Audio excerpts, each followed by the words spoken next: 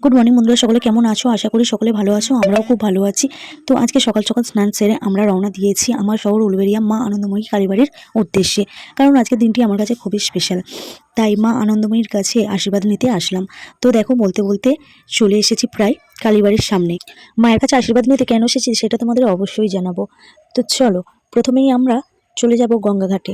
গঙ্গাঘাটে যাওয়ার কারণ হচ্ছে আমরা স্নান সেরে এসেছি, আসার পরেও পুজো দিতে যাব, তো যার জন্য গঙ্গার জল ছিটিয়ে নেবো। আর এখানে দেখো, মানাকে তার বাবা গঙ্গার জল ছিটিয়ে দিচ্ছে। এরপরে আমিও গঙ্গার জল ছিটিয়ে নেব। তো মানা আমার সঙ্গে আবারও এসছে। গঙ্গা জল ছিটিয়ে শরীর মন পুরো শুদ্ধ করে নিলাম। আর সকালবেলা গঙ্গার চারপাশটা কুয়াশাতে ঢাকা ছিল, পুরো অন্যরকম অনুভূতি ছিল। এখন উলুবেড়িয়া কালীবাড়িতে রাসমেলা বসেছে। নভেম্বর আর ডিসেম্বর জুড়ে রাসমেলা চলবে। তো অনেকেই জানো না, যদি যারা জানো তারা তো অবশ্যই আসবে, আর যারা জানো না তারাও এসো কিন্তু মেলা দেখতে। এরপরে পুজোর প্রসাদ নিয়ে মায়ের মন্দিরে চলে আসলাম পুজো দিতে। ও হ্যাঁ, কথায় কথায় তো বলতেই ভুলে গেছি তোমাদের আজকের স্পেশাল দিনটির কথা।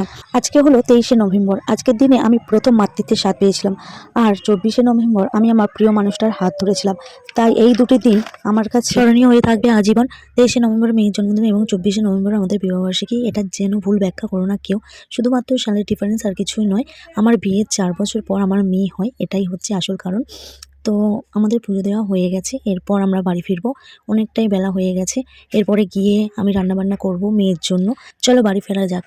বাড়ি ফিরে এসে রান্নাবান্না কমপ্লিট করে তারপর তোমাদের সামনে আসলাম। তো দেখো কি কি রান্না করেছি এইটুকু সময়ের মধ্যে।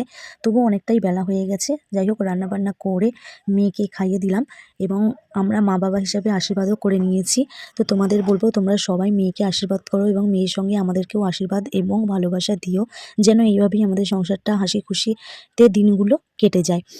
আর ওর জন্মদিনের পার্টিটা কাল হবে, কারণ আজকে হচ্ছে শনিবার, সেই জন্য রবিবার জন্মদিনের পার্টি করব।